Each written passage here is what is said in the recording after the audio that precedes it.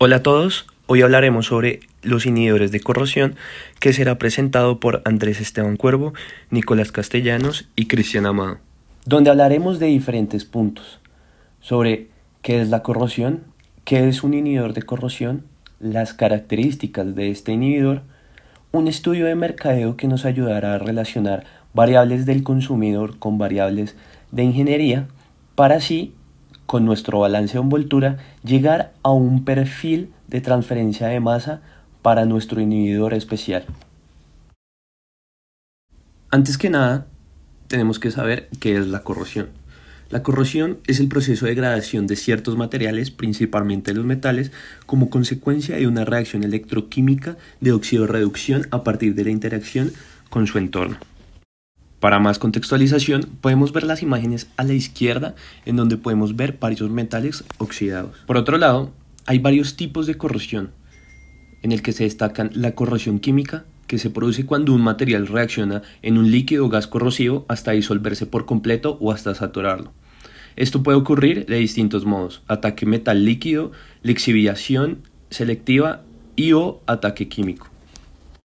Y el segundo tipo de corrosión corresponde a la corrección electroquímica, que ocurre generalmente en los metales cuando sus átomos pierden electrones y se convierten en iones, pudiendo darse de distintas maneras, como son corrosión microbiológica, corrosión galvánica y corrosión por aireación superficial. Ahora bien, ya sabiendo qué es la corrosión, ahora sí podemos entrar al tema sobre qué es un inhibidor de corrosión, que se denomina aquella sustancia que se añade en cantidades muy pequeñas a un reactivo corrosivo donde disminuye o elimina su agresividad frente a la corrosión. Como vemos en la imagen del fondo, este señor le está aplicando un inhibidor de corrosión a un metal para detener el proceso de corrosión. Por lo que los inhibidores de corrosión actúan formando películas sobre la superficie metálica o bien entregando los electrones al medio. De tal modo, para adentrarnos más en el tema, vamos a hablar sobre las principales características que debe tener un inhibidor de corrosión.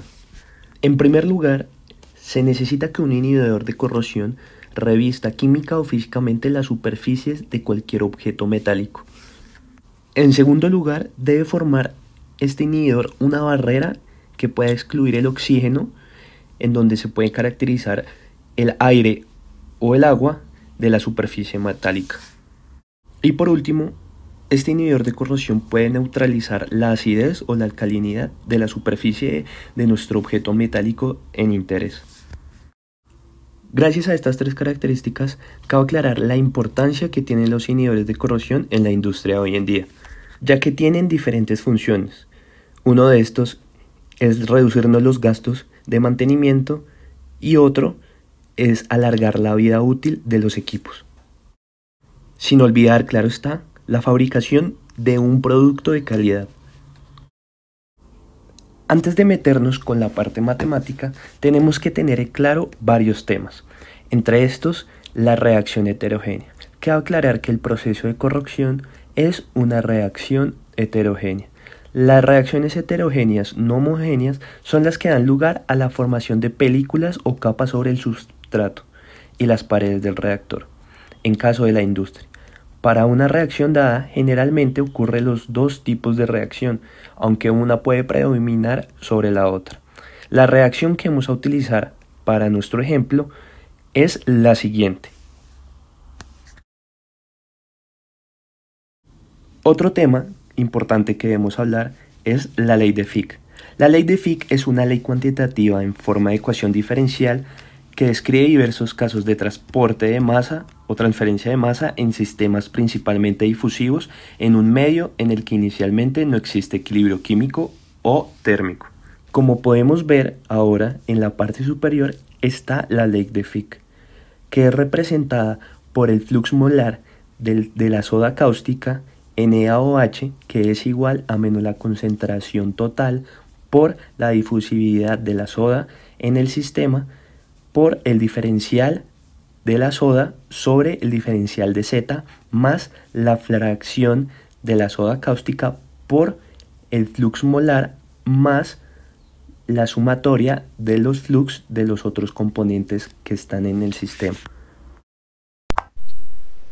Se realizó un estudio de mercado para conocer cuáles eran las necesidades del consumidor y o preferencia frente al producto a realizar.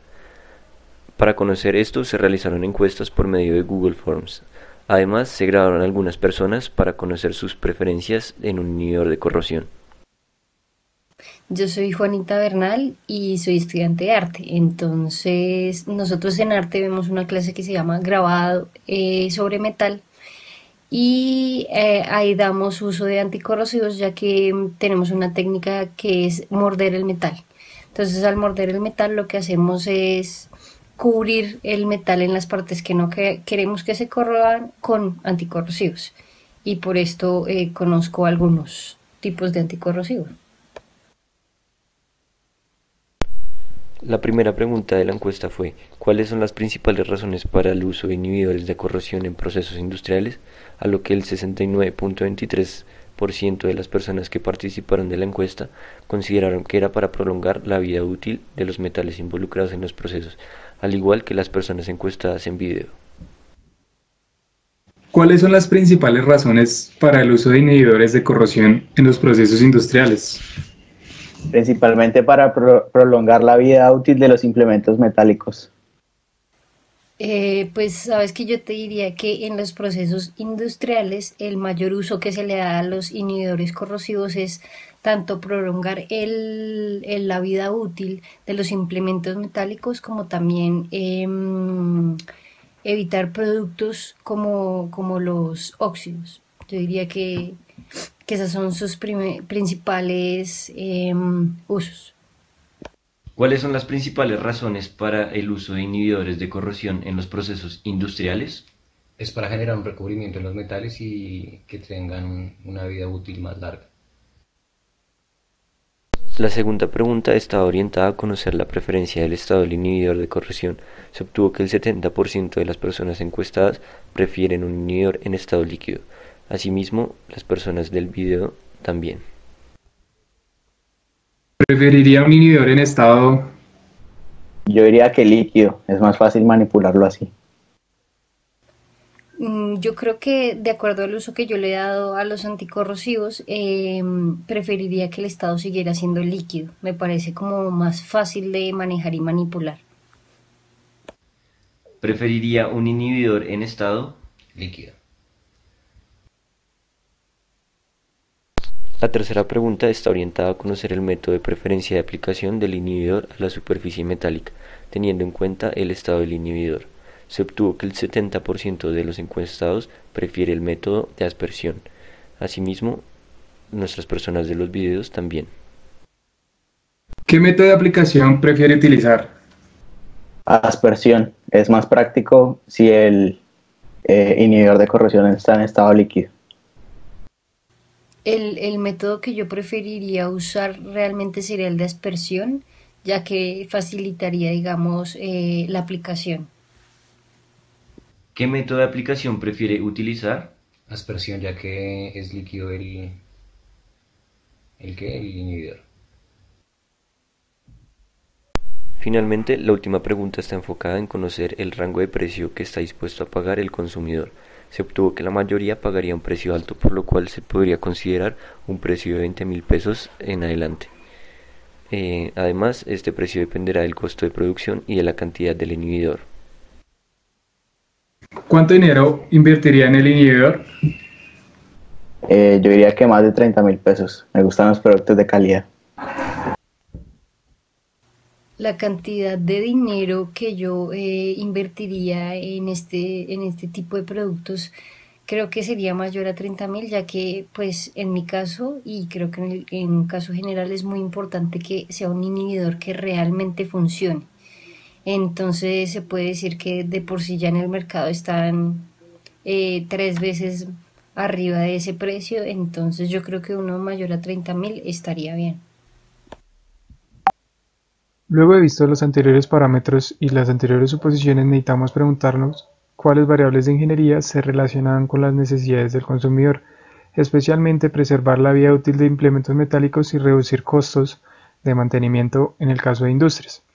Para ello nos interesaba un balance en la envoltura en el cual el flujo de hidróxido de sodio o NaOH era el principal agente que influía en este proceso. ¿Cómo íbamos a medir esto? En principio por la pérdida de masa de las láminas de aluminio, luego de que han sido dejadas en una solución oxidante por alrededor de 1 o 2 días. Y teníamos que tener en cuenta que el inhibidor debería ser ambientalmente sostenible, por lo cual se seleccionó el aguacate. Debido a sus propiedades, se esperaba que este fuera antioxidante. Ahora bien, necesitábamos preguntarnos cómo iba a ser nuestra metodología que se esquematiza en este diagrama. Entonces lo primero que vamos a hacer era lijar las superficies de las láminas de aluminio para remover impurezas y que la lijadura permitiera que el inhibidor penetrara más, a su vez que el hidróxido de sodio se permeara más la membrana.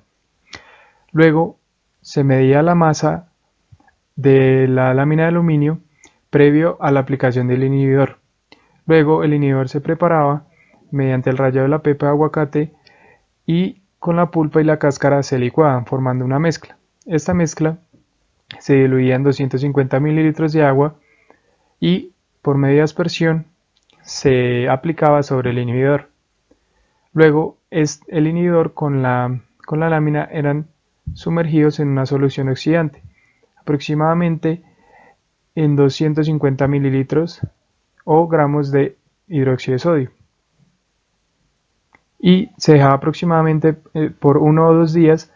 Luego se retiraba el inhibidor, las impurezas y los óxidos generados y nuevamente se pesaba la lámina. Como se mencionó anteriormente, la reacción que iba a tener principal protagonismo en este sistema era una reacción heterogénea, donde la reacción se daba únicamente en la superficie de la lámina. Se hizo un balance de la envoltura en coordenadas cartesianas, representado por la lámina de algún metal que esperábamos que fuera aluminio. Luego nos interesaba qué tanto penetraba o era protagonista el flux de hidróxido de sodio a una concentración conocida.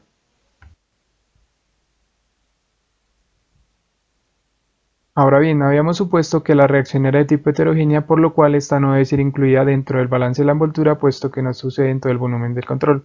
A su vez, como estamos trabajando en un sistema en estado líquido, el segundo término de la ley de Fick, que representa la velocidad molar promedio, es igual a 0.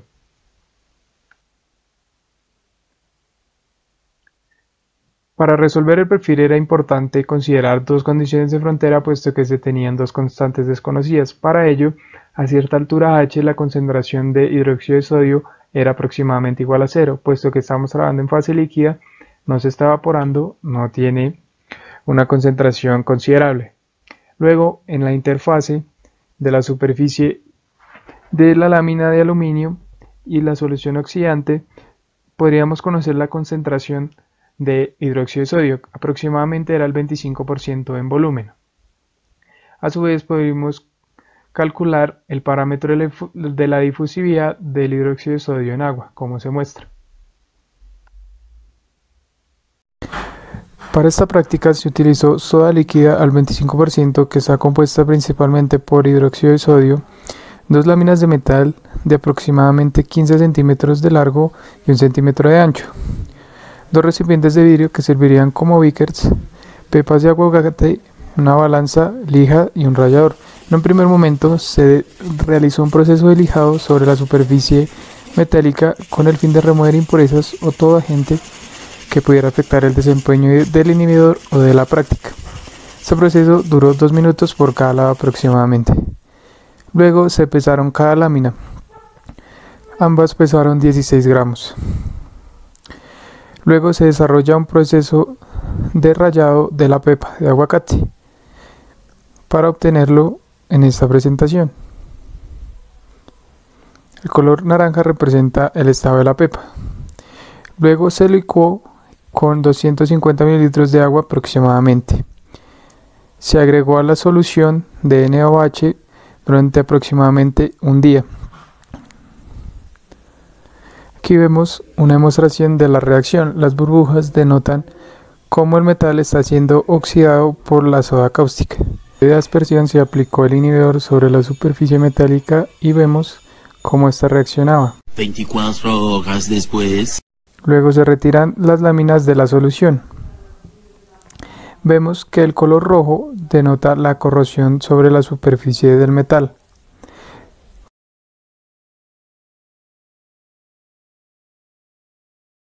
Puede observar que para la lámina que tenía el inhibidor de aguacate toma un color rojizo o marrón. Este puede verse en parte a la coloración que tenía el aguacate durante su aplicación. Sin embargo, también se oxidó. Láminas inhibidor de corrosión. Este fenómeno se evidencia en la coloración rojiza que toma la lámina. A su vez, esta perforó más el metal. Luego se pesaron ambas láminas con y sin inhibidor. Vemos que para cada una de las láminas se perdió 1 gramo, por lo cual podríamos decir que el inhibidor no tuvo un efecto muy grande sobre la corrosión del metal en este caso. Con las recomendaciones anteriores podríamos realizar nuevamente el proceso con 2 nuevas láminas de aluminio o de algún metal desconocido. Luego del proceso de lijado se pesaron nuevamente ambas láminas y ambas pesaron 11 gramos. En este caso se utilizó el rallado de la pepa del aguacate, la cáscara y la pulpa. El consumidor se aplicó sobre la superficie, se esparció por ambos lados y se dejó secar aproximadamente durante 5 o 6 horas. La imagen se aprecia cómo quedó el inhibidor luego de que éste se secara. Luego la lámina con inhibidor, que representa el tarrito de la derecha, fueron sumergidos en 250 mililitros de hidróxido de sodio como solución oxidante. Desafortunadamente en este caso no se evidenció reacción alguna.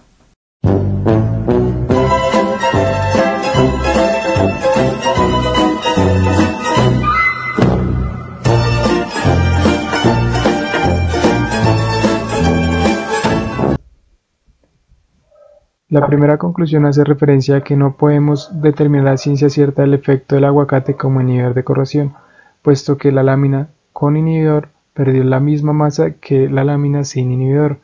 Este problema puede ser solucionado si dejamos la reacción por un tiempo más prolongado o si se puede realizar con una concentración de NaOH mucho mayor. Luego, nuestros cálculos pueden variar dependiendo de la geometría de la lámina. En este caso, algunas presentaban agujeros o curvaturas que podían afectar los cálculos presentados. Asimismo, la reacción ocurrió principalmente en la superficie de la lámina metálica y no tanto en sus bordes o paredes verticales, tal como se había supuesto inicialmente.